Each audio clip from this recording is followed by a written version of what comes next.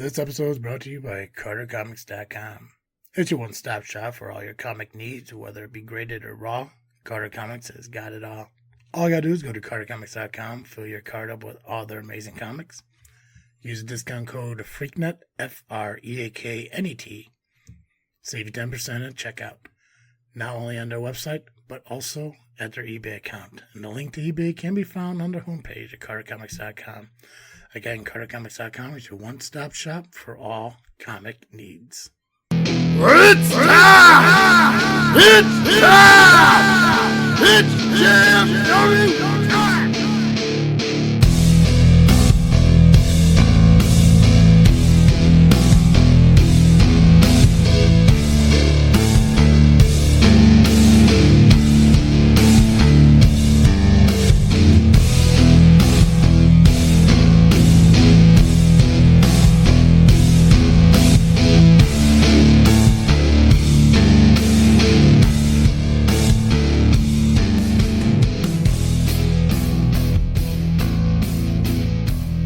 It's taking us to the ring with the greatest faction in podcast history. Just Freakin Wrestling, the JFW Podcast, hosted by Travesty. And I am the true faction slayer, Nubby, the amazing turtle. And I am the king of combat, the top of the food chain, Apex.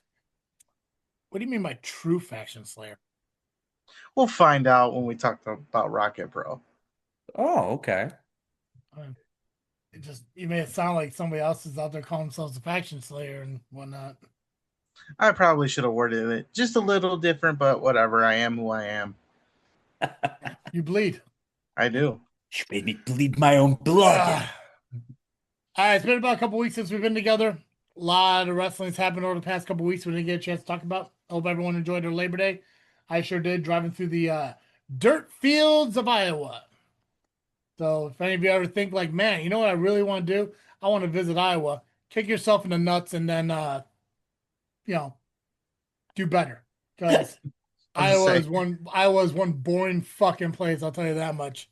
Because I've never heard anyone say, I want to go through Iowa. No one's like, let's take a vacation to Iowa. Yeah, absolutely not. I'd rather walk down fucking Schuyler Avenue at night in Kankakee than ever drive through another cow dung filled fucking dirt road of Iowa ever again in my 1,200 miles in 2 days.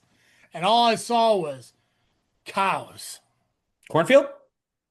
Cows. Cows, okay. Mostly cows. I was on legit dirt roads.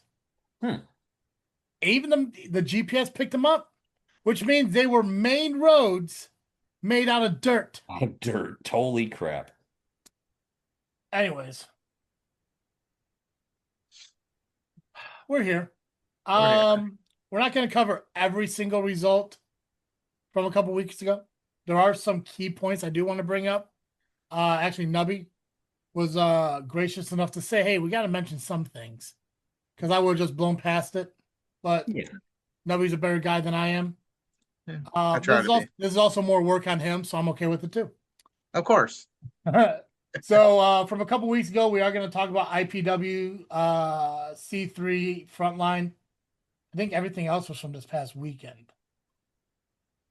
But let's start. You said there was something to mention from C3, correct?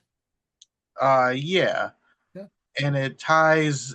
It's going to tie into IPW as well. Oh well, then hold on. Let's do Frontline then, because I want to keep things connected. Let's keep them together. Because then there will be, after IPW, there will be a hold your thought or a hold that thought. Okay. Well, actually, maybe even after ARWPRO. But listen, Nubby, you decide what you want to do here. It was fuck me for trying to segue you into you decide. You know better. You know better than me on where we should start. Actually, I think we'll be going. I think we'll be going in the right order on my end. It'll be C3, IPW, ARWPRO. Because it all comes together. And it's going to lead into something for this week. So wait, so do you want to do C3, IPW, ARWPRO? Is that the way you want to do it? Yeah. Do you want to start out with that, or do you want to do the other result stuff first? I think we can do the other stuff first. Okay. Because then it all will come together. And then I can say, hold that thought. Okay, well, let's do this one. Let's start out with Southland Championship Wrestling and do the results from the damn tap. How about that? Can we do that? I can do that. Right? Because we know fucking Benny wants to hear us talk about him, and he doesn't want to wait till the end of the show. So this way he can hear about him, and right? Because okay. I love Benny's, new attitude. I guess it's going in the right direction, maybe. But God damn it, dude. You are in a title match at WrestleTopia, and you're bitching about other people being worded in a post. I'm very confused at what the argument was there at all. They're talking about Omar's post? Yeah. It was about all the matches. He was front and center, and then the ladder match was talked about. What the hell's the big deal here? Because he added the little extra endings on Creed shit. Is that it? Just like you people here on this show, just like Morgan in the fucking ring, where it's like the top of the food chain, the king of combat. Yeah, it's like you don't need both. I gave her 2 monikers, okay? 2. Still, pick one. You think fucking Nubby sits? Well, actually, I guess you do. You do the Faction Slayer, the Amazing Turtle, don't you? Well, the Amazing Turtle's your name. You told me to. Yeah, that's true. Yeah, but it works for you, fucking. And I took out the IPW Trios champion part. We made it shorter. I wouldn't. Longest reigning Battle Royal champion. You can stick that in there too. I'm just saying, like, if Benny's problem is that fucking Omar mentioned 2 James Creed monikers, it's a big deal. Then fucking Benny could have done. I mean, what else is he known for other than the Beantown Bully? And Saturday's going to go back to his dark side on just how we have to present him. Now here's there are 3. Because does Creed refer to himself as Mr. WrestleTopia, or did Omar refer to him as Mr. WrestleTopia? I'd say it was Omar. That had to be an Omar thing. I don't think. Okay, well then Omar, you suck, because that was the stupidest fucking thing I've ever heard. Omar Mr. WrestleTopia. Omar is kind of. He's kicking himself out of the Cowabunga crew at this point. He's kissing Creed's ass away too much. Yeah. That dude is that dude is puckering up to the wrong tuchus. I'll tell you that much right now. That's right. It's just like who the fuck? I mean, the Mr. WrestleTopia is like, for the love of God, people just stop stealing other people's shit. Like Jesus Christ.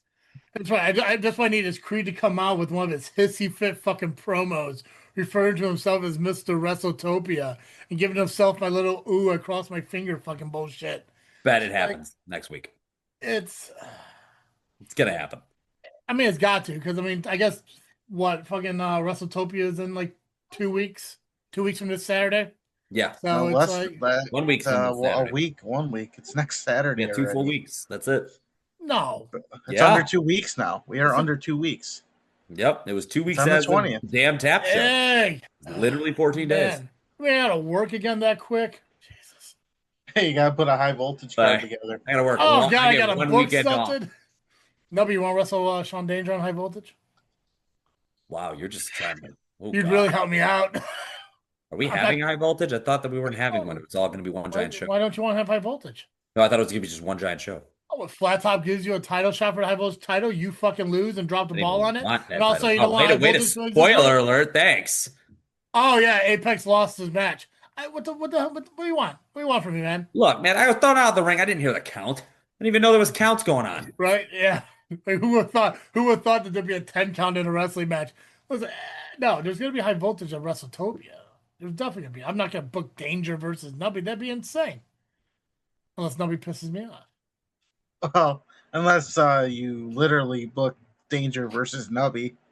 God, right? I'll just start. I mean, that's a different guy. I'm just gonna fucking put like 8 names in the hat and just randomly draw them out and shit. Like, oh yeah, it's gonna be the Amazing Turtle versus Nubby Jones. Like, oh no, figure it out. Oh, that would. Yeah, you'll have to figure that one out. Figure it out. Yeah, you guys got a 20-minute time limit. All right, anyways, let's go to SCW. Damn Tap was this past Saturday. My first SCW outdoor event that I actually commentated and showed up to. So. Oh yeah. Yeah, it was a fun show. It was a free show that was sponsored by the Damn Tap in Kankakee right off the bridge. Thank you for having us. Apparently, it sounds like it's going to be a yearly thing. So I don't know if it's going to stay in September. I love the weather compared to the June idea. And I also wasn't available at that time. So it's kind of nice that when it got moved, I was now available. But we did have some matches. I know. I'm gonna throw one in there for myself. But we saw the Governor Kevin Zander defeat a returning Isaac Slate. This was his second match in SCW. Defeating might be an understatement there. Oh, he cheated. As Travis T has said, I unfortunately lost to the Night Reaper via count out, as I did not hear the ring count happen. We kept fighting, and he hit me with that stupid claw thing, and I'm not going to lie to you, that did not feel like a hand. I know what a hand feels like. I've been punched by fists. Something was in that glove. I don't know what's going on, but I was dazed for quite some time after that. They did have to help me to the back, which probably has never happened in any sport I've ever been in. So something was not right there. Yeah, all two of them. All two of them. MMA and pro wrestling. Yeah, I've been in more sports. So all two of them. Go listen to this freaking show and you can hear all about his sports. Yeah, whoever's in the camera, get out here so we can do our show. All right, then we had video. This is a video podcast. And you're just yeah, that's fine. It's fine. What are you doing? How many people actually watch the YouTube channel and how many listen to us? It's okay. They'd be wondering what the hell I'm talking to. I'm talking to ghosts. People still listening. Go to the if you're listening to this on audio, go over to the video because and watch me talk to myself. For some reason, Apex took his shirt off right now, and I don't know why, and I don't know how you get a third nipple on your neck, but you guys don't have that? Nah. Shit. Okay. Yeah, I don't get that checked out. A nubbin, as Chandler Bing would say. I guess if we want to be fair about your high voltage title match, yes, you lost, but technically you both lost. I mean, yeah, there was no clear victory. Double count out. But he did bring a freaking axe, and he did talk about hitting me with. He showed a kill room and everything on there. Mm-hmm. Very weird. He did walk out wearing a garbage bag. So I mean, I thought I was getting. I had to check the bag when he was walking around the ring. I checked the bag. When that video gets posted, guys, watch this because he came out in full Patrick Bateman frickin' Dexter crap. Like, no. Yeah. I was actually like, if this wasn't a fight, it would look like he was trying to kill me. So, or he was probably just like, hey, it looks like it may rain today. I just want to be prepared. So he wore a poncho. Maybe because we were outside. Yeah. The way to look at it. Either way, he's an idiot. Screw that dude. I can't wait to hopefully see somebody take that title from him one day because maybe I softened him up a little bit for him going out there on social media and creeping through people's bushes like Pac-Man does at your house and threatening to murder people and everything. Like that bush keeps coming back. I pull it, it's back. So right. Well, yeah, he's like the snake, the head of Hydra. Chop off 1, 2, come back. One day you're gonna have a whole bushes. Well, there is a lot of foliage growing right now in the backyard. So. Bushel of bushes. Bushel of bushes. But yes, Apex did not win the high voltage title, and now he has a title opportunity that Flat Top gave him. So cool on you. I get a call your shot opportunity. Nope, not my call. Okay. Well, match number 3 then, outside of myself, then was Scott Spade defeating Warren C. Freiberg III. That was actually great to watch and see. Two leaders of the 2 most powerful factions currently going in SCW. So Scott Spade picked up the victory. Hold on. What? You said the 2 most powerful factions in SCW? Currently, who's else is more popular? What's the third one? I mean, there was technically Jazz Mercer and VJ Price before. Yeah, how they doing? There's some stuff. Yeah, well, they're coming back for their titles, I guess. There's only 2. There's only 2 factions. Well, 2 of them are coming back for the titles, yes. So yes, they are both the 2 toughest factions in SCW by being the only factions in SCW. Yeah. No one's left. Nobody wants to work together. Nobody's over here trying to create cowabunga crews and everything. But then you get people who have to go out because of knee injuries or foot injuries or whatever the hell it is. FAFO getting other things happening. So yeah. I'm waiting for Nubby to induct Thunder into the cowabunga crew. I mean, he's an honorary member at some places. So right. But we did see a women's title match as Crystal Carmichael made her return to defeat Lucia Ludacris. Interesting match. Outdoors. Definitely took outside. Weapons were involved. People got hurt. Good on the referee to allow that to happen because the last time they wrestled each other and that situation outside the ring with chairs happened, they were both disqualified. So yeah, good on the ref to allow them to finish this up. To actually finish this match, yeah. Yeah. We also saw Johnny Chaos versus Tommy Gunn, and Johnny Chaos getting the victory, if I remember correctly. I got distracted by Punitive Damages walking out to circle the ring and proceeded to enter said ring to beat down Tommy Gunn while Johnny sat in the corner and watched. And when it came down to it, Tommy Gunn did fight back and fight off Punitive Damages, said it's not my problem, and walked away from what I thought was his friend. So, I mean, he ain't wrong. It's not his problem. I mean, why get involved in something that doesn't bother? But it was a crazy moment to see out there, because usually Johnny is someone to help people. So are we seeing a turn here? Are we seeing some kind of attitude change?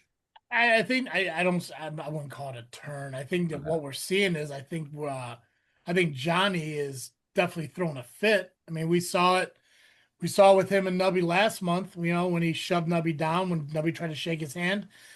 Then when they met in the back, first thing he said to Nubby, "I'm tired of being screwed." Well, we know in that match he didn't get screwed, but we don't know what he's talking about. When he came to me and asked me for an opportunity for the belt, obviously he was upset that Tommy got the championship opportunity over him.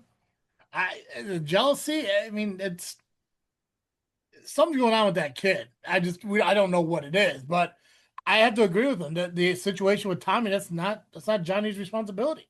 Agreed. So we'll see what happens at Topia next week.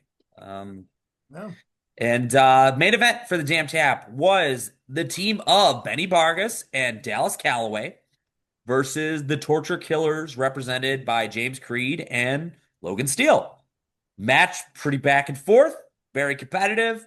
Vargas and Calloway got the victory, and then chaos ensued. Nope, not Johnny Chaos, but chaos ensued. Pandemonium started. They started brawling after the match. Locker rooms cleared. I was involved on this, trying to get people back and stop them from fighting, and they just kept going. And it wound up being, Vargas getting the crowd hyped up because the challenge was accepted. So we have Vargas and Creed at WrestleTopia coming up for the SCW Heavyweight Championship, and that's where we left it at that night. So end of the show was just Vargas and Calloway celebrating their victory, and Torture Killers walking away probably to plan whatever the hell they're going to plan, because you never know with them. So, right. Well, I hope the plan is that Scott Spade becomes the new president, because Flat Top was nowhere to be found, and chaos shows now. I'm just saying, listen, the last time we had a president who didn't show up for shit, he was replaced. So I think maybe it's time we look at somebody new. And I'm just saying, Scott Spade went out there. Shit's calmed down. Shit stopped. So, President Spade don't sound too bad. Oh, God. Right? Mistress Misery is the first lady. Oh, God. Right? Help us all. Creed could be, their daughter. Who gives a shit? Cool. Yeah. So, hey, thanks again to the Damn Tap out there in Kankakee for being a venue of choice for this show. And if it's next year, do it when it's not hot out, or I won't be there. So the better time. Weather was perfect that night. Beautiful weather. Yeah. The only thing on my end as far as results is POWW Entertainment. They don't have any results from their show this past weekend, but the next show is on the 20th. So if you're up by there and you're not going to SCW, get that up.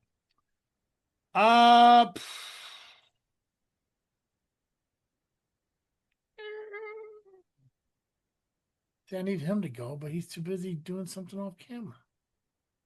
What else is I don't know. I do have to go lock up, though, in a second. So, oh, man. So I'm going to go do that real fast before we get started any further. But everything's you before Nubby now. Are you serious? Oh, well, I was going to say, Little Apex wants to join in. I can get all my stuff in real quick. That's fine. Okay, cool. What do you got for hybrid wrestling?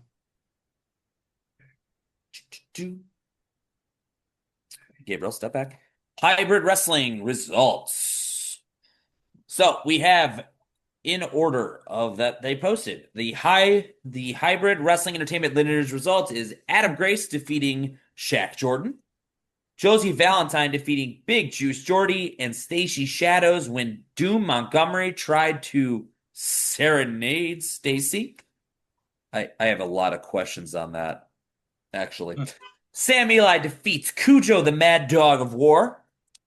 The Baker Boys and Ninja Dragon fought to a no contest when Ghetto Gear Solid returned and laid waste to both teams.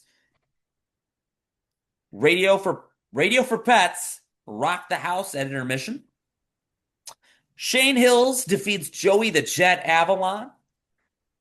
Jack Spade defeats Yoshi Kai. After the match, Ethan Matthews came out to what appeared to be a save for Yoshi Kai Wrestling, but instead attacked him from behind and joined the Ross family. And then in the finals of the 2025 Summer Series tournament, your boy Roy Cooper defeated the real Brock Hall to become the Summer Series winner. To everyone involved, thank you for coming out per Hybrid Wrestling, and they will be back October 24th for Path to the Bash. Nice. I know you say you didn't get anything from Zero1. Their next show is September 20th in Mattoon, Illinois. So we can move on from that one. What do you got for Emerge? Emerge did not have any results, but they did have a new interim champion that was posted. So I love the fact that they always at least post their champion. So congrats to the new interim Emerge Outbreak champion, Trey Lamar. He will face Jason Hotch for the Undisputed Championship when he is set to return. And that is all I've got for Emerge. Okay, cool. So, all right, Nubby. The rest of it's you now, man. Frontline, we got. All right, we just got a little bit of Frontline. Did not get everything off the Power Hour from last week that I was a guest of, but I wasn't there for the whole show. It was actually pretty good. We talked ARWPRO for the most part. A lot of shenanigans, you know. Yeah. Well, I'm gonna look forward to listening to it on my way to work tomorrow. Obviously, we're gonna talk about Super Wrestlers here this week, so that means Billy Wax gonna make his return to the Power Hour this week. That is true. It is a fact. Mm-hmm. So we got that out of the way. Yeah. So if you want the full rundown of Frontline, you definitely hit the Power Hour. But what do we got for them, Nubby? All right. So basically, now it was supposed to be in focus with Steve. His guest was supposed to be Leo Fox. Mm-hmm. Now, I don't know if he ended up showing up late or he just wasn't the guest this time, but the guest ended up being Aaron Xavier. And I'm pretty sure you can figure out how well that went. I mean, if Steve allowed him to speak, I'm guessing it probably went really well. Well, I'm pretty sure he let him speak. I'm sure Steve asked some questions. Full details on the Power Hour from his point of view. But in a nutshell, Aaron belittled him. And he got personal. Very personal. Pretty much saying that if you continue to talk, he will put him in the hospital next to his wife. That. That's a little rough. That's a little, yeah, fucking Aaron. But he's an evil genius for a reason. And from what I understand, Steve, not saying a word after that, threw his chair down, attempting to walk off, and then Aaron just grabs him and throws him into the post. And as he was about to give him the knee, Jared Jax makes the save and challenge Aaron Xavier for Night for Tyler 8, which takes place Saturday, September the 27th at the Bakerville Bar. A couple more things that took place. Marche Rocket defeated Jack Vaughn. There were some thigh chops instead of thigh slaps. If you know, you know. For the heavyweight title, Jake Parnell did retain by defeating Josh Price. Kid Lat tried to help his friend Josh Price, however, didn't work out too well, and this may have put their friendship in jeopardy in the future. We'll see what happens. In the main event, however, we had to watch your 6th challenge. And it was Shaq Jordan, Dante Casanova, August Artois, Sierra, Coda Jacobs, and Brock Hall. Sierra did win and will face Jake Parnell at Night for Tyler 8 for the Frontline Pro Heavyweight Championship.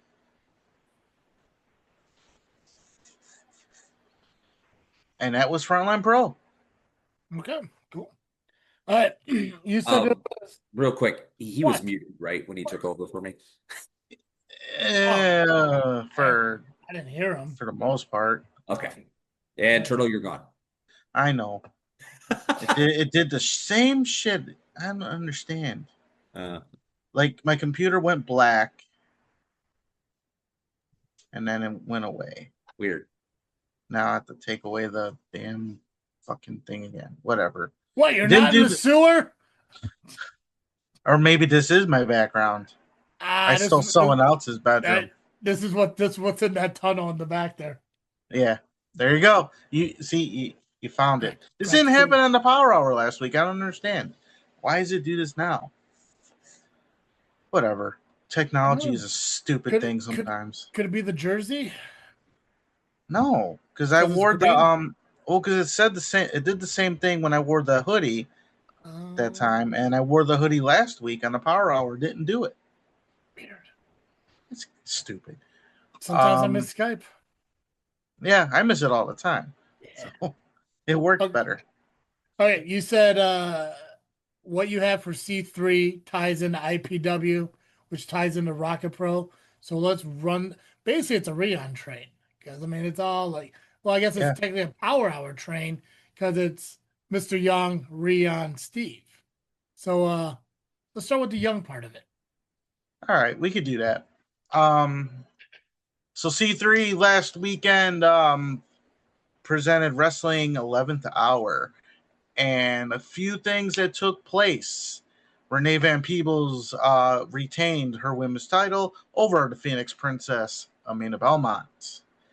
The board lost their match, so they are no longer in charge. Chris Classic, Alpha Classic, back in charge, owns his company again.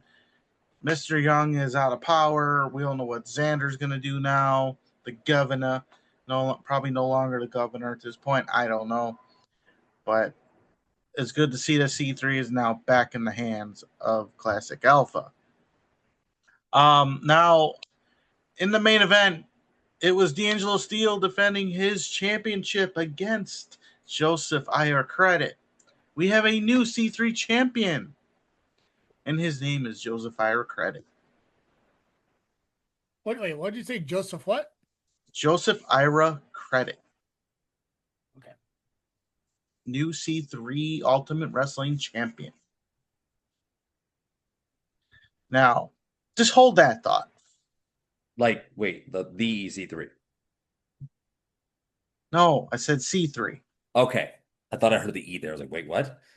You're hearing things. Yeah, the ears. Yeah, we know. Your ear is bigger than the other. Yeah, you got to turn your head in order to hear your speaker. Yeah.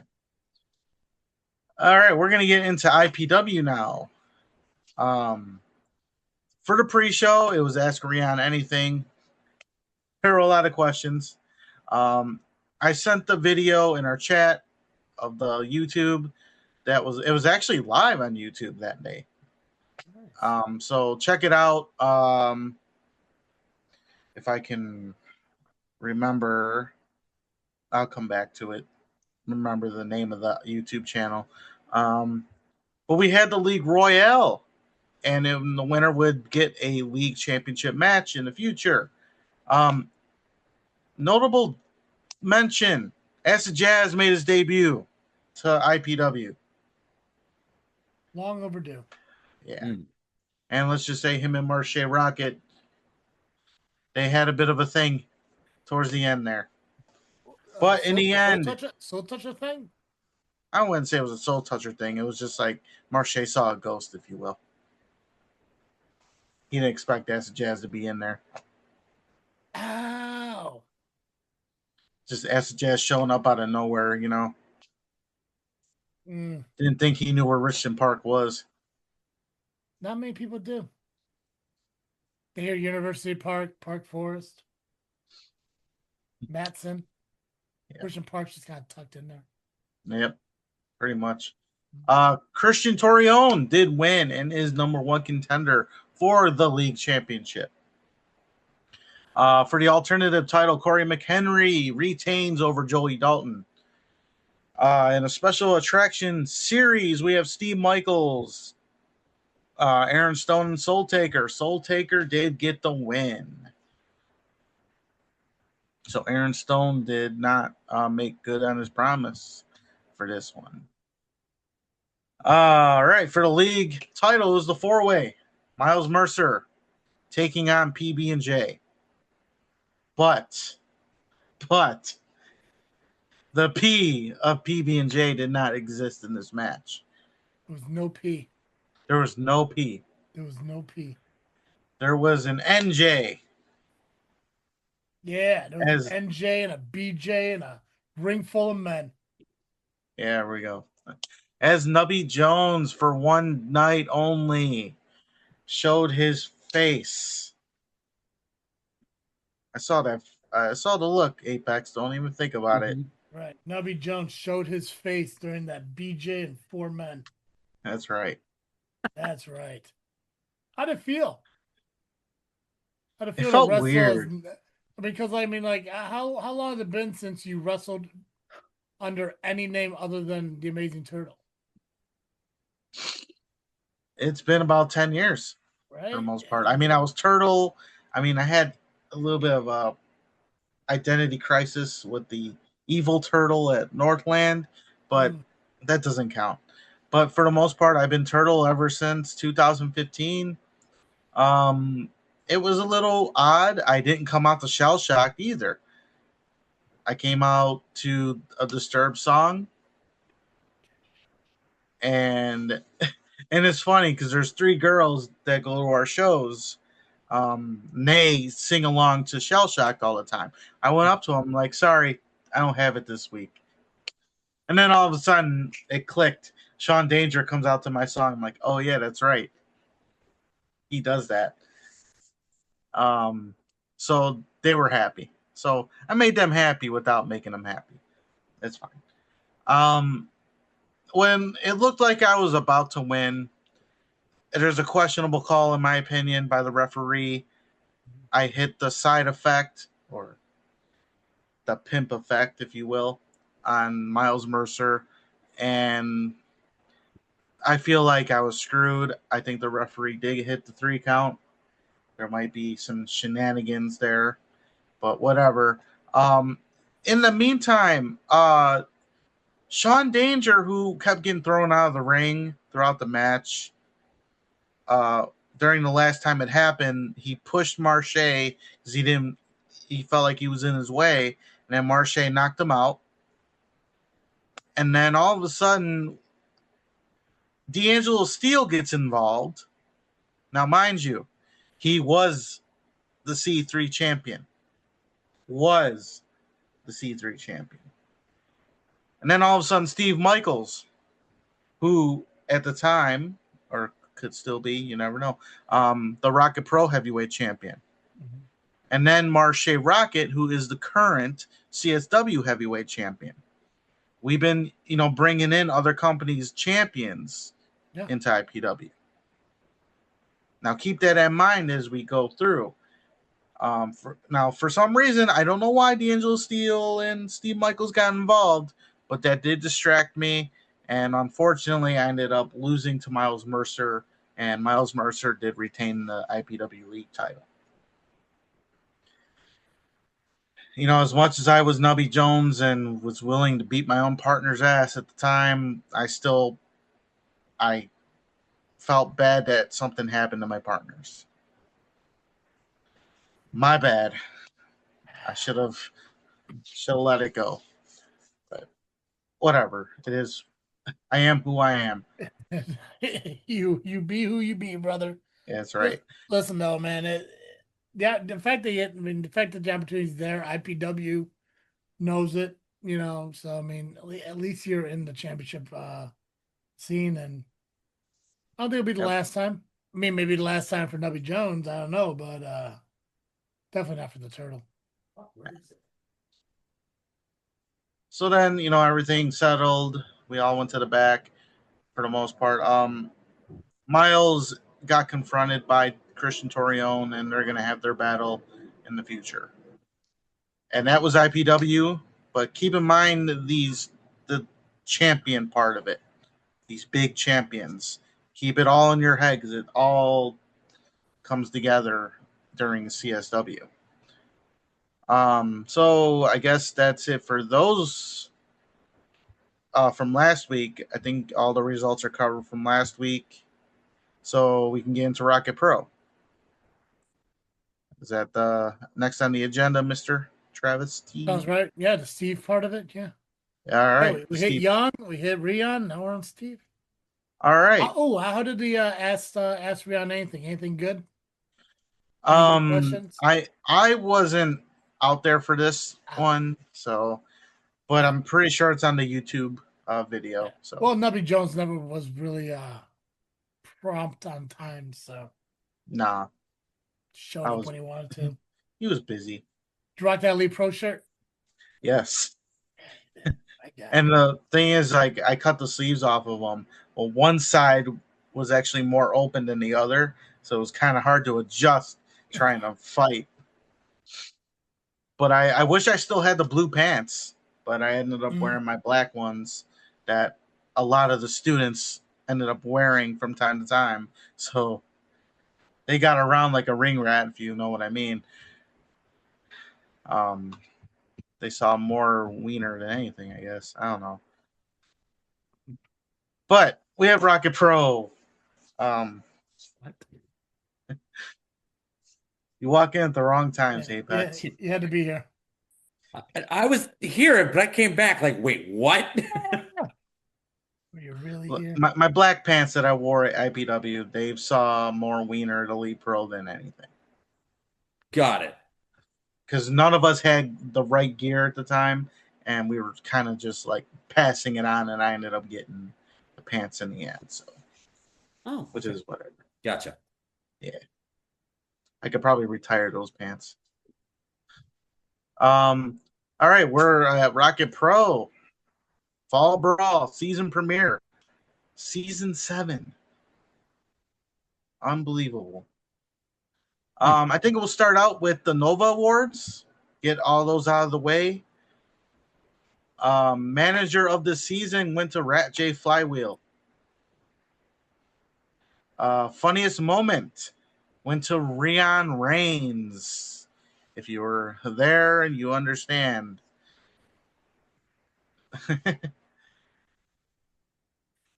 Funny moment about that is it's ironic that I was the presenter for that one, considering I won funniest moment last season for my crappy landlord chant on Damian Saint. Sean Danger kind of thought we won the award already. I'm like, no, we're presenting it. And then he said he wants the thing. I'm like, I wasn't about to touch that. You don't want to touch Sean, this thing? I'm like, Sean, family show, let's go. Good thing we moved on from there because it would have been awkward. Tag team of the season went to the Freebirds. I guess, they were pretty popular, so good on them. Star of the season went to Marche Rocket. Okay. Well deserved. I felt like it could have been me, but it's fine. Close. It had to be close in voting. I'm sure. And the fans know what they want. Why does Marche Rocket deserve Star of the Year?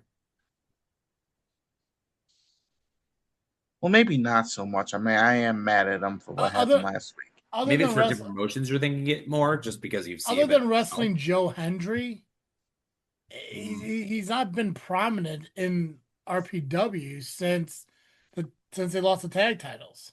And that was the season before, right? Right.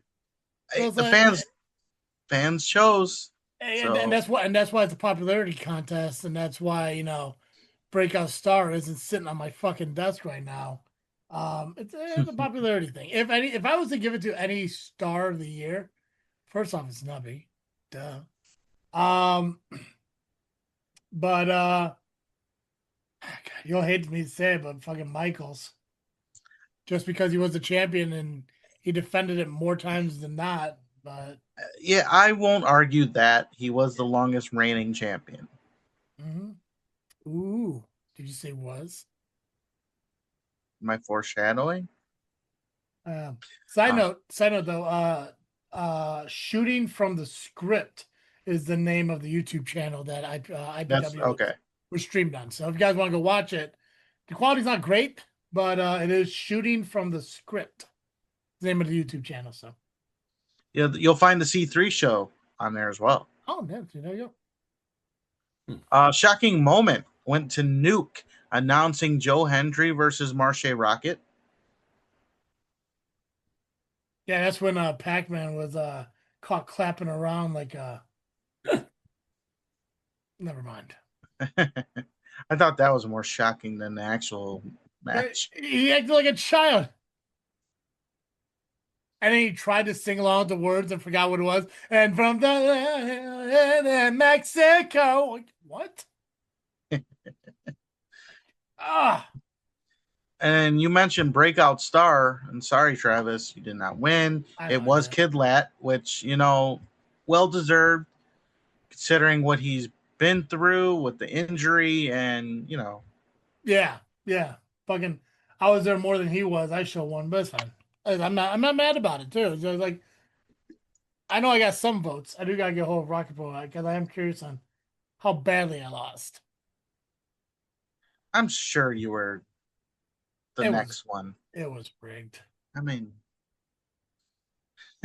well, you might think it was. I don't know. And then match of the season went to Youth Gone Wild versus Freebirds at Kicks on 66.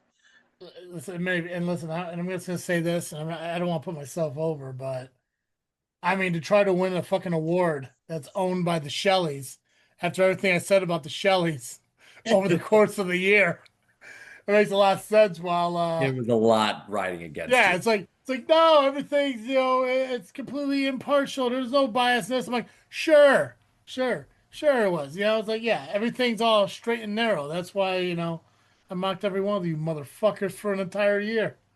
It's fine. All right. It's fine. All I know is that what should have been the moment of the year or whatever wasn't even part of the voting, and it should have been, because Bill walking over his fucking wife to slap the hands of the fans as he got his own shit in would have won an award if they would have done it. But I mean, he started I guess Hardy started the trend, but it started a trend. We started seeing that happen a lot more around that time. Yeah, well, if and when I'm ever booked at Rocket Pro Wrestling again, I'm going to see if I can get like a Dad of the Year plaque for that motherfucker, or Husband of the Year, or just to remind him that he walked over his fucking wife to slap the hands of a bunch of fucking nobodies in Joliet. Okay. Because that happened. The footage is out there. Just go find it.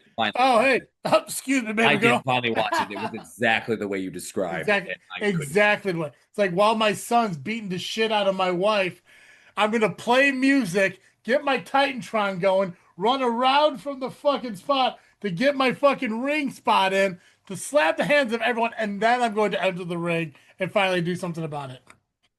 Yeah. That happened. Yeah.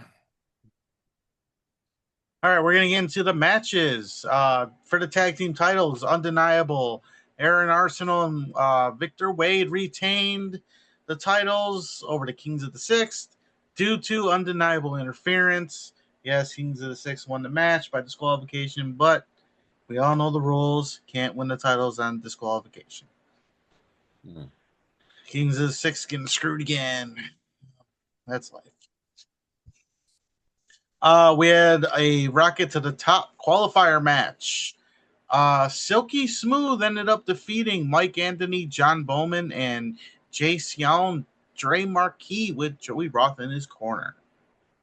So Silky Smooth is in the Rocket to the Top match. Ladder match, I should say, at Harvest Havoc. What the hell is... Huh. Okay. So it's not bad.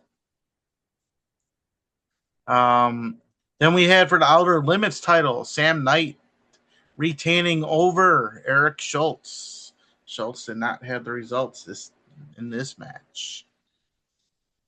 Johnny Nye came out and he was about to announce possibly retiring from pro wrestling. But Nuke came out and stopped him from doing that. Convinced him to keep on going and has made a match for him at Darkness Falls. And it will be Johnny Nye versus Nick Diamond. No. So Santino is not happy. Why? Because his aunt's boyfriend's going to be fucking wrestling? Yep. We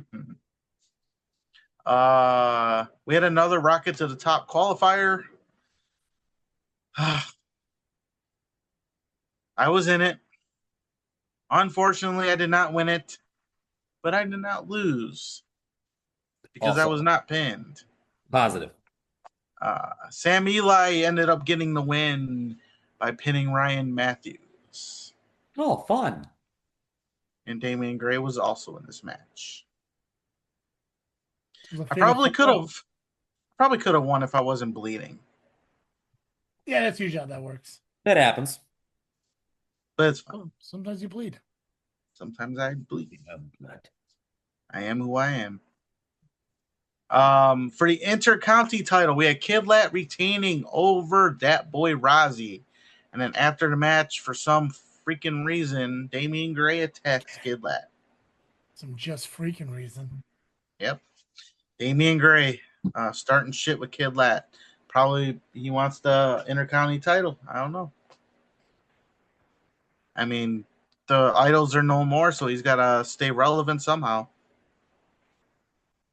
Oh yeah, that's right. They kind of all separated and shit now. Yep. Yeah.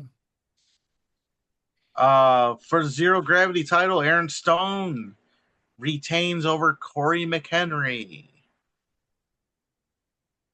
Marche Rocket defeated Grin in a body bag match. I want to say this is it. What more can they do to each other? We've seen casket matches. We've seen, I think, the last ride match. We've seen the body bag match, a strap match.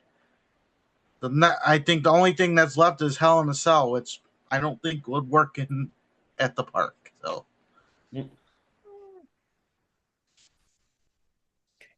So we'll see. We'll see if this is it and what Marche is going to do from here on out.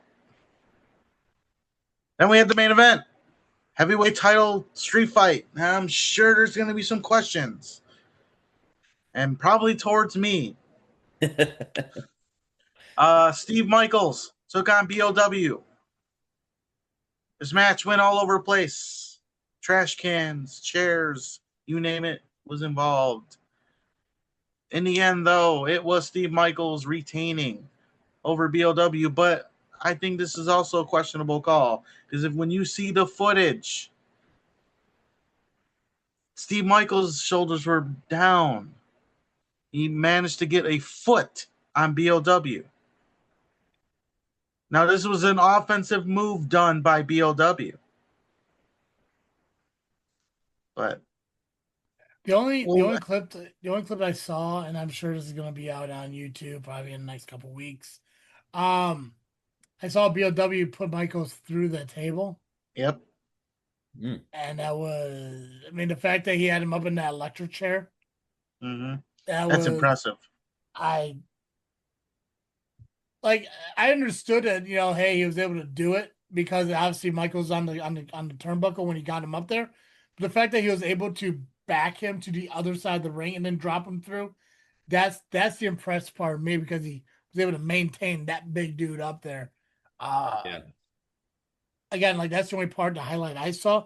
I thought that was like, that's where POWW wins this match. But it looked like it won. He looked like he did, but ended up being Steve Michaels winning off of that. And I saw another angle. Steve Michaels did fight back. So maybe it wasn't an official offensive move. Maybe it was a defensive move by Steve Michaels. Who was the referee? Was it the fucking shady LIM fuck? No, it was Whiplash. Oh, okay, so it wasn't cheating, because if it was the LIM guy, then that makes sense. I mean, Whiplash did take a little bump, so maybe his eyes were a little off at the moment.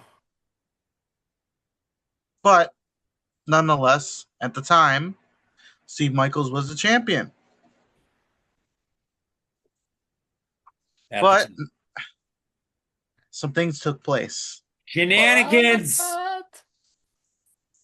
I don't know, maybe. But all of a sudden, Shelly's music plays.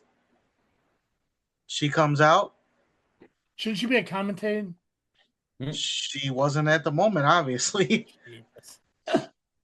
And then my music plays. Okay. I go down there. Kid Lat. Joseph Von Jaeger.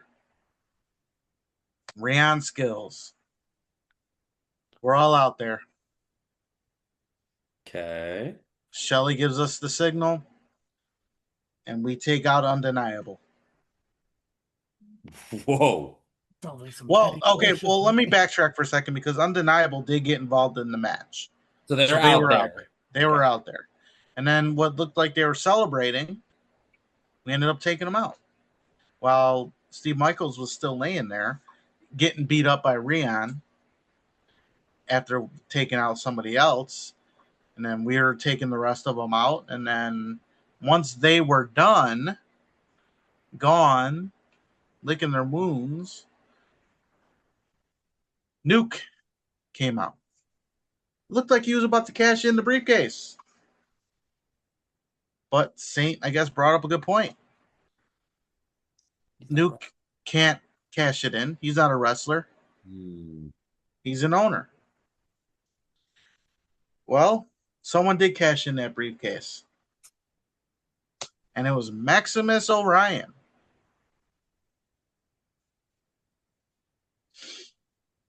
And me, Jaeger, Kid Lat, Rion surrounded the ring and watched it unfold as Maximus Orion defeats Steve Michaels and becomes the new heavyweight champion.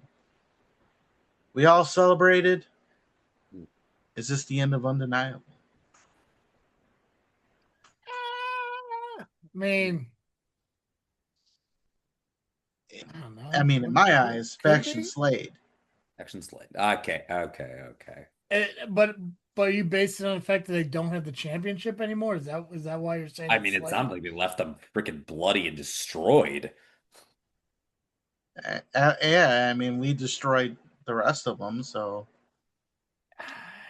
They have no belts. They have no leverage. I would just be cautious, though, because I mean, people always have the expectation that something's gone and gone forever, but again, it kind of goes to the whole Hydra I said earlier: cut off the head to grow back. So time will tell. Yes, taking the championship, huge loss, to them, but that doesn't necessarily mean that Saint's gone, Michaels is gone. I saw the poster. Schultz is going to have a title opportunity against Maximus next month. I mean, they could claim it back. It's just like I wouldn't put the cart before the horse. I wouldn't start counting fucking chickens and shit while they're not hatched. Stuff like that. But I mean, I bet the Retribution had to feel pretty fucking good. Yeah. Now you're probably wondering, was this all planned? Was this the plan from the start? I mean, I'd like an answer to that. I mean, it was kind of interesting to see. I mean, you didn't see it yet, but me and Maximus shaking hands and hugging in the end. Oh, wow. Okay. Shelly hugging her own son. Maximus not wearing white. I mean, it was after Labor Day after all, but nonetheless. Was it all part of the plan? Maybe. I mean, I guess it was because it sounds like something shady Shelley's would do.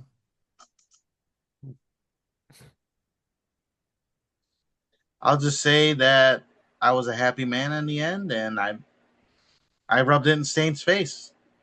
Nice. Now that was Rocket Pro season premiere, Fall Brawl. October 4th is Darkness Falls. And as you said, the main event, or maybe it's the main event, but the heavyweight title match, Maximus Orion defends against Eric Schultz in a last ride match. Okay. Now, Steve Michaels lost his title. D'Angelo Steele, no longer C3 champion. Yeah. Hold that thought as we get into these match cards. Okay. Real quick, you guys say that Rocket Pro's ownership listens to our podcast pretty regularly, right? Oh yeah, they love me. Okay. Well, I'm glad they love you. Or they love Turtle. I'm not sure. They obviously love both of you, which is fantastic. Well, I'm the greatest fucking. I mean, let's face it. I mean, I'm one of the greatest fucking podcasters they brought in to commentate. So, legitimately, I can say that not only as your friend, but just as the stuff I've. I mean, hell, fucking, I've been shit talking to Shelley's for over a year, and I'm still getting paid by them. I mean, come on now. Like they know. So, my point is really fast. Yeah. The next show is October 4th. I would love to send a message out to the Shelleys, to Nuke, to Rocket Pro management that I feel like there's some misconceptions that have been passed on about me. I would love to sit down and just talk to figure out something. If it turns into bookings, cool. If it doesn't, I'm cool with that too. But I think it'd be awesome for us to at least meet and to chat. And even be at a different time too, if that doesn't work. So I want to put that out there. We're still talking about Rocket Pro. So Shelly's, Nuke, I'll put the ball in your guys' court. I'd love to have a conversation. And that's it. And funny thing about that is you were talking, we heard you, but you were frozen. Your face went to... You were frozen like this. So I didn't know what you were doing. I was very confused. So, but at least it was heard. But yes, I would love to sit down and conversation. And if I could, because I know you well, I know you very well, Rocket Pro, please sit down with them. Have a chat. So where are we going, guys? Let's go. We have match cards. Okay, so this coming weekend we got AAW, ARW, Superwrestlers, Brew City, Chicago Style Wrestling. I got what, AAW? Yeah, AAW, yeah. So let's I don't know. Let's start with jeez, I don't know, dude. It's like, because obviously, I mean, Chicago Style and ARW are like the big ones. That so let's start. Let's start backwards. Let's Quentin Tarantino this. Let's start with Super Wrestlers. Let's do that. Okay. So Super Wrestlers. We can do that. All right. Yeah. Of course we can. It's my show. All right. Cool. I have no choice. I mean, I can easily start somewhere else, and you can just kick me off of here. So, dude, if you want to start with CSW, you could have too. I'm totally fine with that. I tell you what, I want to change everything up. I want to start with ARW because I want to talk about it. I want to talk about something first for it. So let's start with ARW. Okay. Before you start, I haven't mentioned it in a couple of weeks, and obviously we've been off for a couple of weeks, so I haven't talked about it with a couple of weeks before that. But I'm still planning on doing an Ivan Manson episode to replace the Ivan Manson interview I was supposed to do with him this summer. I was able to get a hold of ARW and talk to ownership and all that to try to explain to them, hey, listen, I got submissions from people, but I don't have enough to get a full-blown show out there. Is there any way you could kind of help me get a hold of people and, maybe get some more footage and content and everything? Well, they did one better, and they invited me actually to show up at the show, give me time before the show starts and time after the show to sit down with some of the wrestlers and stuff that are there to get the videos and clips firsthand. So if you're out there and you're going to be at ARW and you want to be part of the video that I'm giving out for Ivan, which is basically going to be fans and wrestlers and members of the wrestling community as a whole, either saying goodbye to Ivan or sharing a story about Ivan. Find me. I'm not that hard to miss. I'm probably one of the bigger dudes in the fucking building, but find me and then I'll sit down and I'll record you, telling your story or saying some final words to Ivan. I was hoping to have this done already, but again, I don't have that much footage and I want to be able to give like a full length episode out as if it was an interview by Ivan.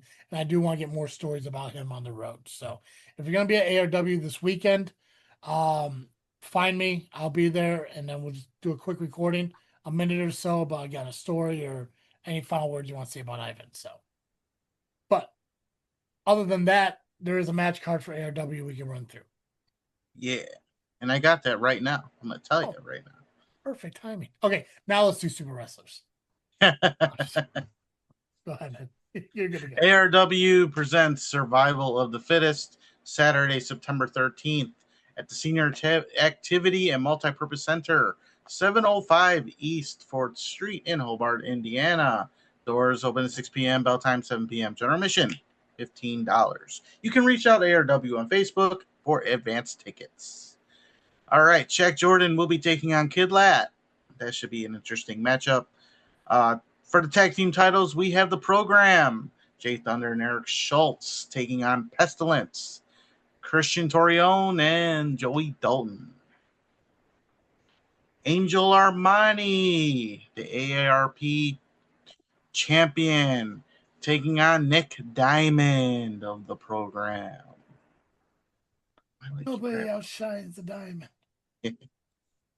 Muggsy James will be in attendance, and he plans to address the Braun the Lumberjack situation. And then we have the 4-on-4 elimination match. Team Creed taking on Team Glover. Team Creed will be James Creed, Alpha O'Neill, and C. Moss Dave. Taking on Greg Glover, Brendan Balling, Judas Chavez, and Joshua Moon. And it's your favorite matchup, Travis. Elimination. As it should be. People not doing elimination tags. I don't know what that was wrong with them. And that is the card for ARW Survival of the Fittest as of right now. Be on the lookout for ARW on Facebook and other social media platforms. And their show is Saturday, September 13th, Senior Activity Center, Multi-Purpose Center, 705 East 4th Street, Hobart, Indiana. Doors open 6 p.m., bell time 7 p.m. Tickets $15. Excellent. Yeah.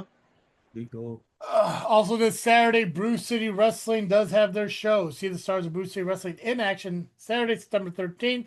The bell time's at 7, doors at 6:30. Tickets are front row $15. General admission is $20 at the door. Wait, front row $15 and general admission at the door is $20?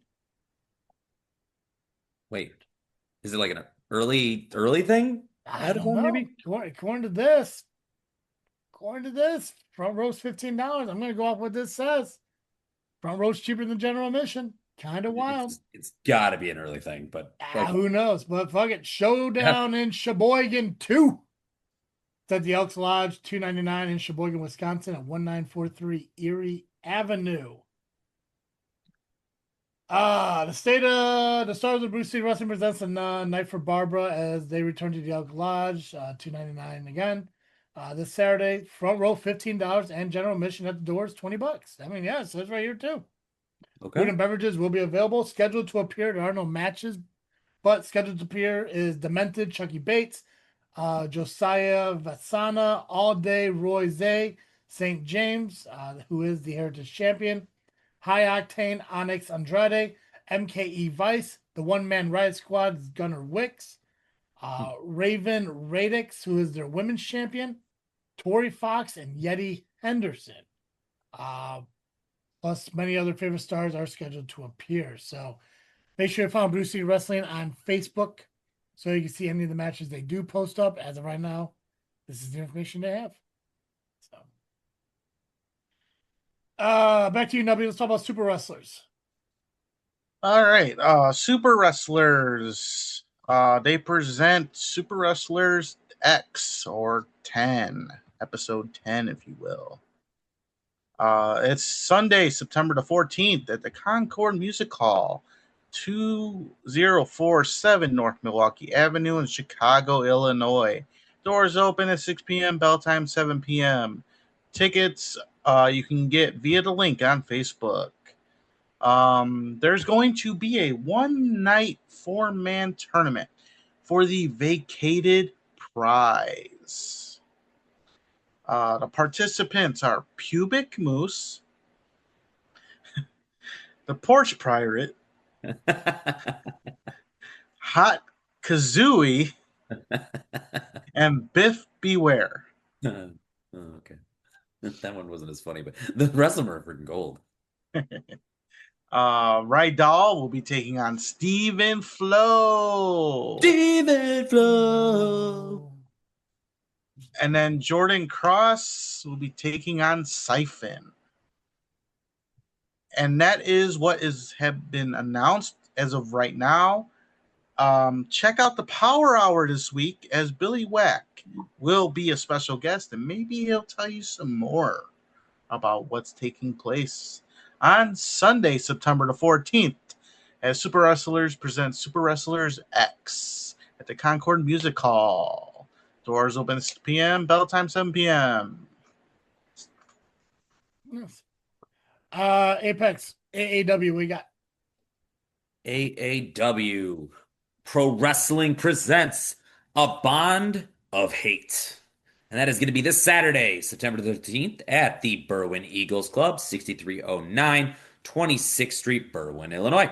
Doors open at 6:45 p.m. A live taping will be 7 p.m. and 7:30 will start A Bond of Hate. Front row tickets, $50. Second row tickets, $25. Third row is also $25. General admission and standing room are $20. Tickets are available at aawpro.ticketleap.com.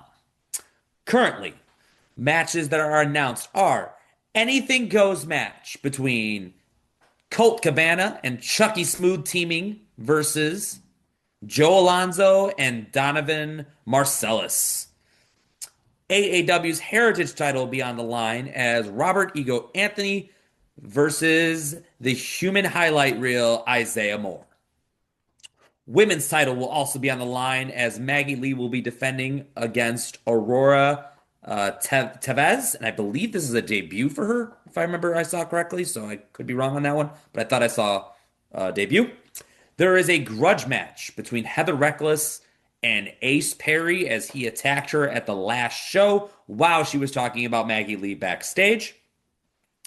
Danny Briggs versus a returning Davey Vega, sorry. Oh, I read that wrong. Davey Vega. Dyslexia.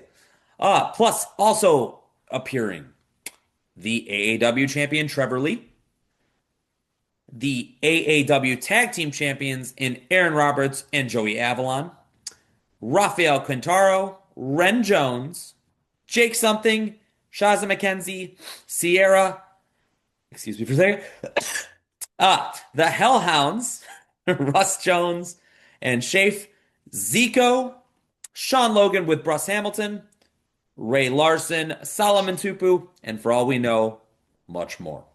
And that is the current card for AAW Pro Wrestling's A Bond of Hate this Saturday. Excuse the sneeze.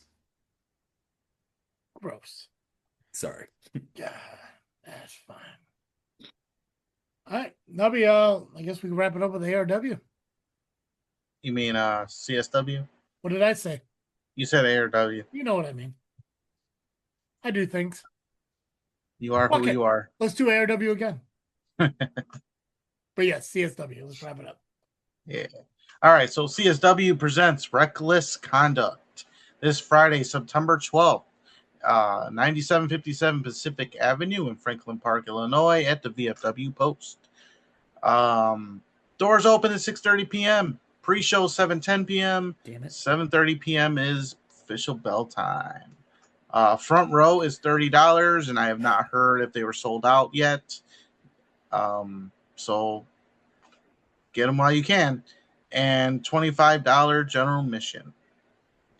We have, for the women's title, Amina Belmont defending her championship against Lily Pascadita. Now, if you remember last show, these two had a brawl after the event. I was there with Sean Danger. We were more worried about our merch sales than breaking up a fight. So we'll see what happens with this match. Maybe they'll go all over the place again. We have a trios match, and it will be FXB, Iniestra, and Shaza McKenzie taking on Cypher, Axel Rico, and Blair Onyx.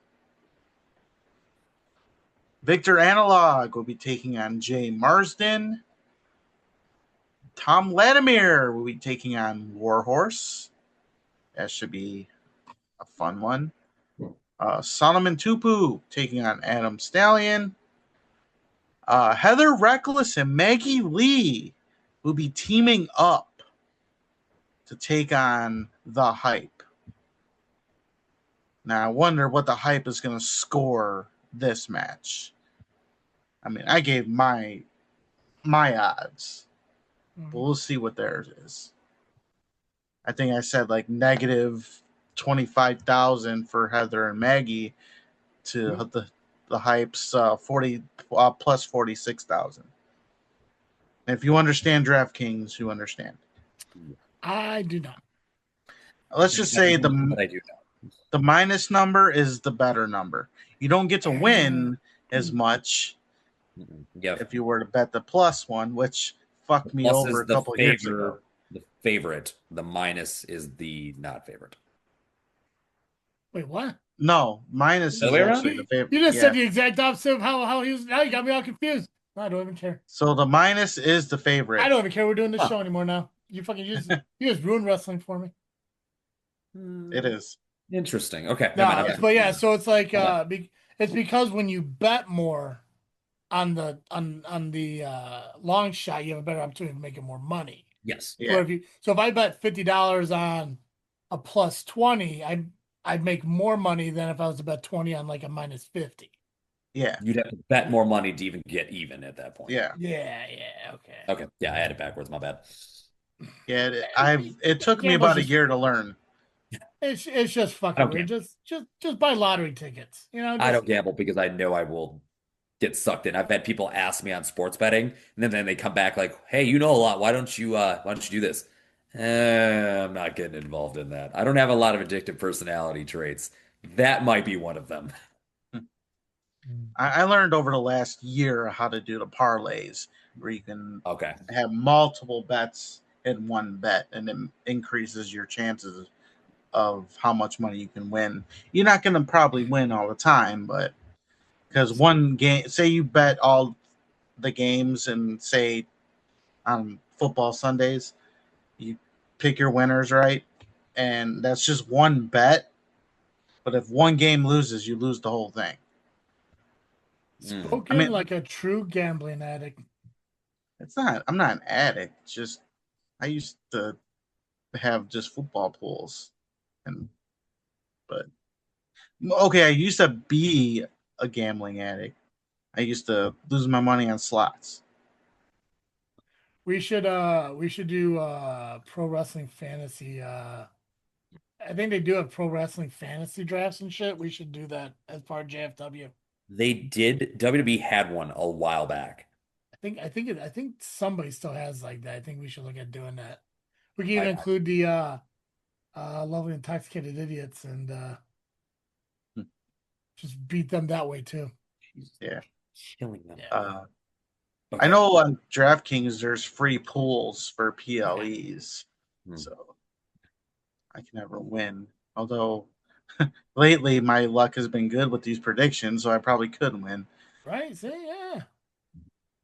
For the tag team titles, we have Steve Boz and Bruce Hamilton, the champions of the Made Men. They'll be taking on Shane Boucher and Jack Fowler. We all know what happened last time. Jack Fowler and Boucher did not do so well. Grayson, I don't know if he'll be out there this time. So we'll see what happens. And then the heavyweight title is on the line as Marshe Rockett. Now, was supposed to be, possibly, I should say, a singles match against Quintero, but Conan Lycan has been thrown into the mix again. Will he show up this time? We don't know. Now, I've mentioned throughout the entire show that this ties into IPW. Okay. Because it was mentioned at IPW that Marshe Rockett is the CSW champion. And we've had C3 champions on there, Wrestle League champions, Rocket Pro champions. D'Angelo Steele, no longer C3 champion. Steve Michaels, no longer Rocket Pro champion. Marshe Rockett, could he be the trifecta? I think so. It's possible. I mean, now you're going up against two dudes who are, well, one former champion and one who wants to be the, because Rafael Quintero hasn't been CSW heavyweight champion yet. Right. He's held titles, not that one. Would have been not that one though. Yeah. So I guess it kind of all depends on how much Marshe's friends get involved. So yeah. But I just happened to notice this little trend since August 30th. Each week, and these champions that got involved in my match have been losing. I mean, to be fair, D'Angelo Steele lost his the night before, but still. And then Steve Michaels loses.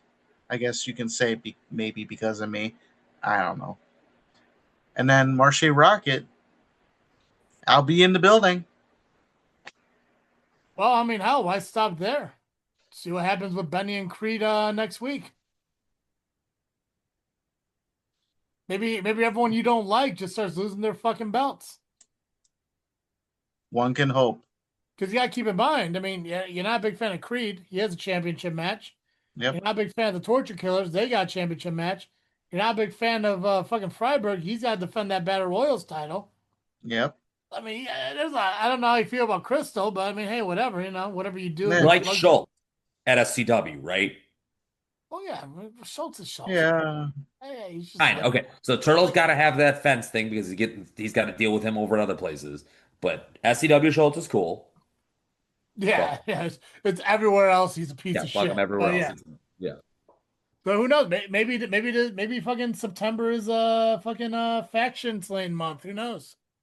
It's like a total reset for a lot of companies right now. Yeah. Remember the month of September. Maybe this is Boom. what really Show name. About. Wait, is this the season premiere? I think you did say the last show was 50 after we got off the air. Yeah, because we took one break. We took that 1 week off because things. Yeah, I was in Iowa in the fucking middle of cow farms and shit. This Bears game's going nuts right now. The Bears? Fuck them. I'm looking at stats right now. But I bet they lose by 4. They're up 7. And they're looking like the actual team, and Minnesota's looking they're okay. They're not doing too bad. Yeah, this is the season premiere of season 8. Yeah, perfect. part of the beginning. Came in mid-season. Okay. Putting out this one. There we go. Perfect. I did that before. I came in mid-season. Yeah. People come and go. People come and go. Pac-Man came in mid-season as well. Mm-hmm. Okay. Yeah, I haven't heard from fucking Dizzle J since fucking Apex started. I don't know if it's related, but whatever. But I noticed that too. I've not seen him in the chats. Yeah, he got busy. It's fine. Which is, I'm more focused on getting him set up to do his YouTube series than I'm worried about him coming on JFW and doing this. Just because. Freakin Studios just hit over 500 subscribers on YouTube, so. And you guys did a whole new logo and stuff. I love it. Freakin Studios got a whole new logo. This freaking show got a whole new logo. I thought about JFW, but I just like it too much. Yeah, it's simple. It's and the fact that I get some stupid ass podcast down in Florida talking about it and shit. Just whatever. Yeah, I mean they need a droid to help them out a little bit. Right? Yeah. Well, I mean, if I was co-hosting with Kyle too, I would use any technology I can to make it better. Yeah. Mm-hmm. Is that it for CSW? Yeah. Okay. Cool. I got something funny too before we break apart, guys. Well, what's your freaking thought here? What you got? My freaking thought is actually the same as Nubby. So I'm gonna let Nubby kind of start this because I was there, and I'm gonna kind of fill in some details here and kind of give my opinion on the whole situation as well. Oh shit! Were we supposed to talk about They Live? Yeah, no, we can. We have something to talk about, but I'm not going to give that promotion any other spotlight at all outside of what I'm talking about right now. Oh, okay. So this pertains to that. Exactly. Yeah, okay. This is exactly pertaining to that and how the wrestling community is and other stuff. So, go ahead, Nubby, why don't you go ahead and go, and I will join you. Yeah. You do what Apex tells you to do. Go ahead. What do you want me to do, Travis? I want you to tell me what your freaking thought is on wrestling. Yes. Okay. Whatever it is. If Apex feels that you need to do what he tells you to do, go for it. What do we have to well, actually, you know what? Chain there, Turtle. Well, you know what? I was thinking he was going to start it off, so I'm going to start by saying something else. I am excited that AJ Lee is back on my TV. Yes, that was fun. That is a good one. Yes, and and that was actually my thought for the week because I'm glad that WWE didn't WWE it. Yeah, and I'm glad that they actually kind of played off of what everyone was assuming that Punk was going to pick. Like that, the shop thing was not a playoff. I don't think. I think that dude fucked up. I think somebody got fired. I think so too. I think somebody got fired. But the thing was, like, I think WWE expected everyone to say, "Oh, well, we want AJ Lee, but it's WWE. They're not going to get AJ Lee. They're going to get Bayley, Rhea Ripley, and shit like that." You know that, and the fact that Punk played that off at SmackDown. This SmackDown was one of the best SmackDowns in a long time. Oh yeah. Not only for the AJ Lee thing, but also for the fact that John Cena wrestled for the U.S. title. Yeah. And basically was challenged the same way he debuted from Kurt Angle challenging him in an open challenge. Granted, it wasn't a U.S. title thing, but yeah. I mean, it's kind of the full circle thing. I think that's what John Cena has been doing, especially the last two matches, the SmackDown and in Paris, where he was paying tribute to a lot of these feuds by using people's moves. I think this past SmackDown, he did like Edge's spear, Punk's go to sleep. I can't remember if he did Styles. I think he did Styles Clash at Paris. He did that. Yeah, that's when he did in Paris. He did do that against Logan Paul. But he was paying tribute to a lot of guys by doing their wrestling moves and shit. And I think that's pretty cool. But yeah, AJ Lee coming back, I mean, that's just awesome. Looks amazing still. The only thing I was pissed about is that she wore normal Converse and not the knee high ones. Oh God, that I would have lost it. I you know what? My respect level for Phil has been going up higher and higher again. Because we don't like Phil. We like CM Punk. We don't like Phil. Okay, so Phil's dick, CM Punk because his return to WWE has been fantastic. He's helping superstars. He's a team player. I have a lot more respect. And then to see him, because I think they only started dating when they were still in the WWE together. Like it was very new to them. The proud husband look that he gave her the entire time, like that is a man that showed how much you could see the love in his eyes for her and how much he just was so proud of how the fans accepted her and her being back there and to sign a multi-year deal. We're gonna get AJ for a while, and it's what we've been wanting for. I always was. I don't believe it. I don't believe it. Like all the constant rumors to finally have it actually happen. It was great. I loved it, and as my respect for him in the business is going back up the right direction. Well, I know because I don't know if it's been announced or it's just a speculation, but I believe WrestlePalooza they're gonna have the mixed tag team match. I think it's still rumored right now. She's not wrong. Yeah, she's not wrong. I mean, they could definitely drag Becky and AJ all the way out until WrestleMania. Oh God, yeah. Probably what they're gonna do, unless AJ. I guess it kind of depends on what AJ's contract dictates and like what she's capable of doing or even willing to do. But fucking Survivor Series War Games is just around the corner. Yeah, she apparently signed a full-time contract. So she apparently will be on shows every week. Well, maybe next week we'll fantasy book fucking Survivor Series War Games because that's. I mean, I wouldn't mind seeing like a fucking AJ, Rhea, Bailey, Stephanie Vaquer. That just took that. Fucking Paige got to come back, right? No, they're saying, but apparently WWE does not want anything to do with her. They don't. Why? At least not right amazing. now. She's I don't amazing. understand. Fuck them, idiots. Screw them. There's something with the way it broke up, the way she was over there. They're saying they're not interested. Now, with AJ being back, could that change? Probably. Maybe. I mean, they know what's best for business. I'll give them that. They will end a feud to make it business worthy. Listen, fucking Jesse Ventura came back. Fucking Paige could come back. I mean, it's just, they're a year away from being out of debt. Brock Lesnar's here. That, honestly, that was my one never coming back. That was my one never. And when he showed up, I was like, I still can't believe it. And you noticed the kind of like the controversy about it kind of went away. I think people finally understand how things work when it comes to the law. Yeah, weird. Because what it is, like they proved that he had nothing to do with it, right? Yep, that's why they cleared him. They cleared him 2 weeks before his return. He was cleared. I mean, just because his name was mentioned doesn't mean anything. You got to wait till the investigations are done, and WWE did, TKO did. I mean, even Daniel Cormier, but Daniel Cormier hates Brock Lesnar. Was talking like, oh, he's done. He's done. You don't get these allegations and come back. In reality, old WWE, that's true. Look at some of these guys that wound up being proven innocent. WWE never brought him back. Yeah, I think Velveteen Dream. I think that was one I was thinking. Velveteen. Yeah. Enzo actually proven to not be, and they just didn't give a damn about him anymore. Well, you know what? Look outside wrestling and look at Trevor Bauer. Yeah, I still don't even want him on the Cubs though. Like unfortunately, I think there's been so many years that's been passed. He's starting to fall off now. But the fact that like he spent like the last few years even the fact that he's willing to like play for like league minimum, which is $780,000.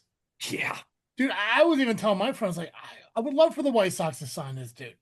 $780,000 to get a former Cy Young guy who's been cleared of charges.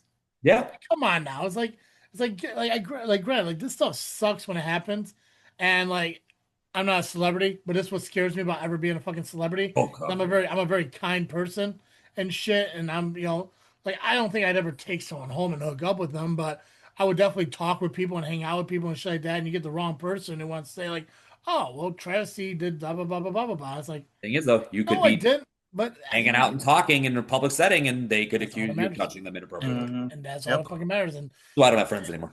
And watch out for that AI shit too. Oh my God, yeah. By the way, if anything comes out from this SCW damn tap of something I did backstage, AI. Yeah, but nobody. I'm apologizing. This is your thing. So, what's your thoughts on AJ being back and all that? I know you're excited, but well, yeah, I can't contain it. No, it's just great to see her back.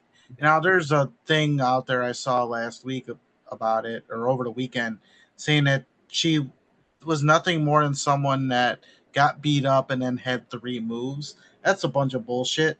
She's had some great matches. I was there live when she had that match with Caitlyn.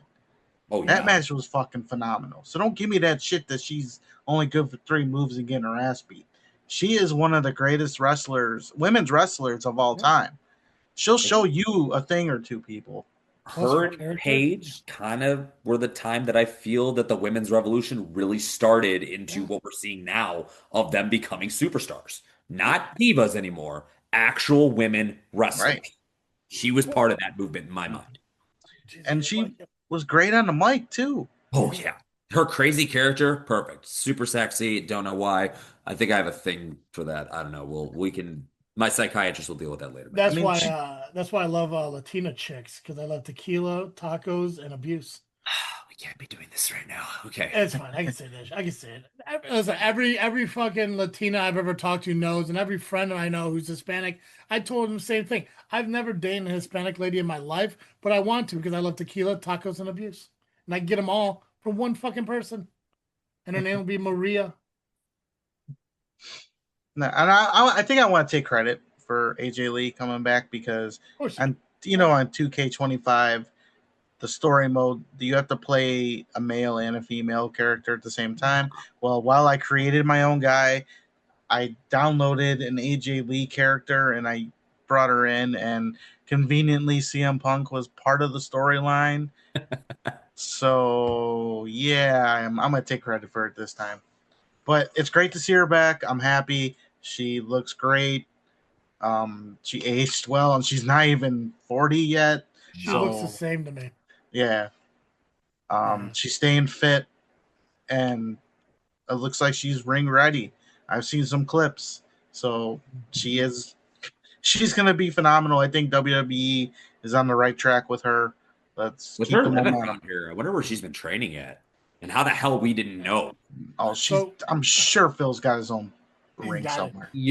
So fun fact, I don't know if you guys noticed or not. So I was looking at it. So AJ Lee has the second longest Divas Championship reign, right? Oh. 295 days to Nikki Bella's 301. Sorry, 300 as recognized. She won the Divas title June 16th, 2013 at the pay-per-view Payback at Rosemont. So I was there. Yeah, I think that's the one I was at. So she won in Chicago. She got the debut in Chicago. So not the same building, but hey, that's kind of cool, full circle. And yeah, second longest. Wait, what do you mean? What? You mean return? All states the same. Oh, I'm thinking United Center for some reason. Yeah, they're only doing the same building. There we go. I don't know what I was thinking of United Center. Is United Center where the Bulls play? Yes. Yeah. Okay. Yeah, that's what I was thinking about. They're trying to rebuild it too. Punk made his return to wrestling at the United Center at AEW. There we go. Yeah. No, for some reason I kept thinking Allstate and Rosemont are two different things. I was thinking Rosemont was where the Hawks and Bulls play, but that's United Center, so never mind. So there we go. Look at that. She made her return where she won the fucking Divas title in 2013. Hell yeah. Cool. Okay, Apex, your thing. What you got? All right. So once again, as me and Cyril were kind of talking about this beforehand, obviously there was a show a couple weekends ago. I'm sorry, real quick. So AJ has the most title reigns as Diva Champion with 3 and the most combined dates of 406. Go on. Nice. Okay. Love it. So anyone who says she doesn't fucking know how to wrestle, suck off. Yes.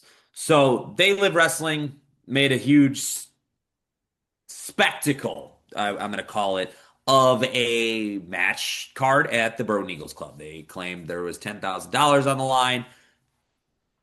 In talent, probably. And a lot of it was the appearance of Raven being there. And there's a lot of great wrestlers, talent there. It was a very, very, very veteran locker room. I, myself, and Johnny Chaos of SCW got to be a part of it. We got to pick a lot of brains. It was awesome. That part was. The problems were when you're saying you're bragging about the show, you cannot be a mark and only focus on yourself. You cannot be somebody who doesn't give a crap about your talent. When you are somebody who's putting on a show, it is your responsibility now. So when someone gets hurt, you need to be responsible for that. There was a Prince, is it Amari? Is that how you pronounce it? Amari? So. Yeah. This is a wrestler that myself met that night. Turtles met once before. I can't even say how green he is because it's probably only been a few months that this dude's probably been in the ring. Wrestled with his partner. What's his work name? Something Troy or whatever, or Trent. Surf. He's a surfer. Trent Wrigley. That's it right there. Okay. So Trent Wrigley, him partnered against Paulie, and his partner Hardcore Craig. Okay. I was backstage getting prepared for my match. Quinn Whittick was there. And next thing you know, I hear Quinn Whittick say, "Oh God, they're going to destroy this kid. He's not in the right position. He shouldn't be taking this move." Now, Whittick told me that he has taken this finishing tag team move that they've been doing for years on wrestlers, which is holding them into like a octopus style. I think it's like almost like a surfboard.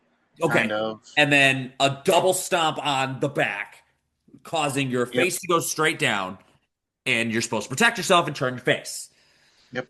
Whittick said he didn't do it, ate the mat. This kid, unfortunately, being new, should never have been put in this situation. Probably shouldn't even have been in the match with these guys. Yeah. Especially from the conversations I've had. But took the finishing move, not knowing anything really about it, looked straight down in the mat, got legit hurt in the middle of the ring. Blood was coming out. There was no sense of urgency to help him, especially from the promotion. He actually came past me. For anyone who doesn't know the wrestling industry, I am a former EMT, emergency medical technician. I have had medical emergencies happen at shows that I've had to break character and go help out quite a few times. And I've also had to save a fellow teammate at our performance center who had a heart attack. In full white gear. You guys have seen my new white gear, wrapped up, ready to go out there. No one else coming to him, had to help Prince Amari. Broke his jaw, loose tooth, concussion. One of the things he said to me was he said they did it on purpose, that Paulie did that on purpose. I've talked to people. I don't see it as malicious, but from what I know, if that could have been his welcome to the business kid moment, I don't know. I just don't feel like it was malicious at that time. I still don't feel like it's malicious. And I think it was just a bad spot that should not have happened to him. And I think Wrigley should have taken that spot. Wrigley actually said that backstage. My biggest issue here is I'm the one that got the Berwyn Eagles Club to call the paramedics to get this kid out of here, get this going. Not once did the promoter show any remorse, any concern, nothing. These are guys that did not have any sound equipment. They didn't have anything set up. So this 10 grand went to talent alone, which is absolutely insane. And this has me rethinking a lot on promotions I'm willing to work for. And if you are not an established promotion that has videos and setups that I can see online, I will not work for you. I will say that right now. You need to show me something that I know you are legit. After the show, still nothing. They went out and partied, celebrating this massive show that went 13 matches, no intermission, and went around 4 hours. I still can't believe that. Me and Chaos rushed our match just to get done. And we wanted to get out of there. There's been blame thrown at people for this setup that I don't think get it. And I will say it on this platform that just because you're promoting your friend's show doesn't mean you had anything to do with the booking, doesn't mean you had anything to do with the money, doesn't mean you had anything to do with what happened, especially if you get thrown into a role 2 days prior to the show. And I'm talking about Sean, because I think he's getting unjustly attacked when all that should be directed at the promoter. I still have not heard that they've talked to him yet. There was talk of another show. I God, I know it ain't going to be at the Berwyn Eagles Club. Obviously, Berwyn Eagles Club is not going to let them there. I would never be a part of another show with them. And to be honest, I can't see how anyone else would. There was skepticism of getting paid. I will say everyone did get paid that night. Thank God. And that was the only reason why a lot of us did perform. So I hope that that this young gentleman does get better. And there is a lot of going out there. It's been shared a lot. There's a GoFundMe if anyone wants to help him out. But that is what I saw backstage. And I'm not going to lie, I was very sickened by the fact that the promoter was too focused on wrestling for, wrestling against Cole Cabana, which I'm just not even going to that. Then the whereabouts of the talent that he booked, which honestly also was very badly. There was a lot of cancellations too for the show. So that was my firsthand account of what I had seen and what I've seen from. I've been biting my tongue. I don't want to get involved in this, but I was backstage and I did make sure to provide medical attention to him. So if anyone was worried that nobody helped him, the Apex was there again to help. So for anyone who thinks that I am not someone you want in your locker room, might want to rethink that. Apex to the rescue. Apex to the rescue. What a humble brag. I got it. I don't know Paulie as well as everyone else. I don't see him doing shit like that on purpose.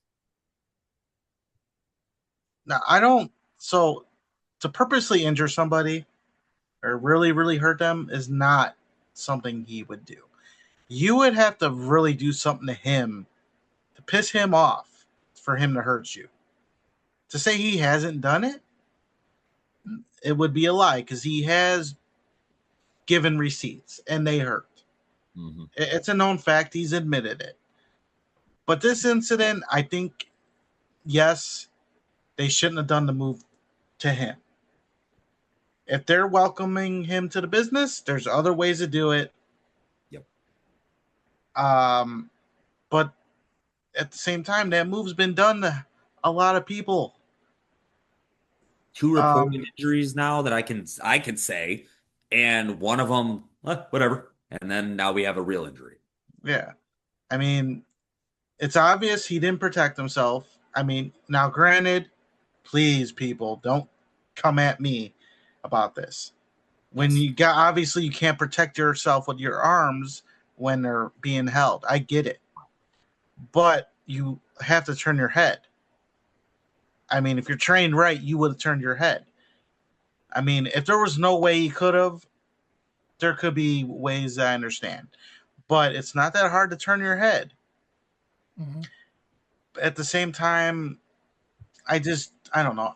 It's a hard situation to really talk about on that because we don't know what conversations were had between the two teams. Yeah.